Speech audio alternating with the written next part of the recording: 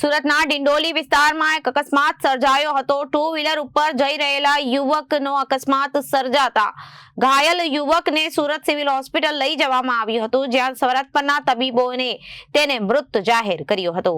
ડિંડોલી પોલીસે અકસ્માત મોતનો ગુનો નોંધી વધુ તપાસ હાથ ધરી છે।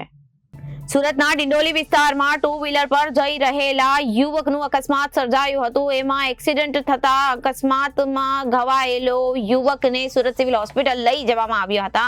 108 ની મદદથી ડોક્ટરોએ ચેક કરીને એકની મોત થઈ છે તેની પુષ્ટિ કરી છે અને એની ઉંમર 17 વર્ષથી વધુ હોવાની જાણવા મળી છે।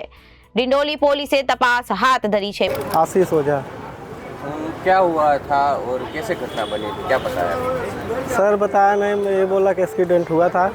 मेरी वाइफ मेरी लड़की पहले गई क्योंकि वो लोग तुरंत भागा।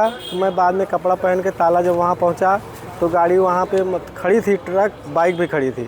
मेरे लड़के को यहाँ लेके चले आए थे। मेरे को वहाँ 7 लोग थे, बोले कि आप भैया सिविल चले जाओ। आपके बेटे का नाम क्या है और घर से क्या कह के निकला था? शिवा ओझा नाम है लड़के का। घर से उम्र है उसकी? 17 साल 2 महीना।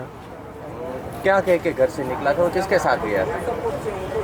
मैं तो सर लेट आया था ड्यूटी घर पे। उसकी मम्मी से पूछा तो बोला गया है सीट भरने, बस।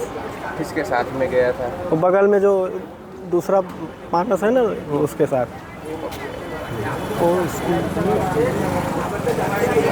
तो पढ़ता है 10वीं का एग्जाम दिया था बोर्ड।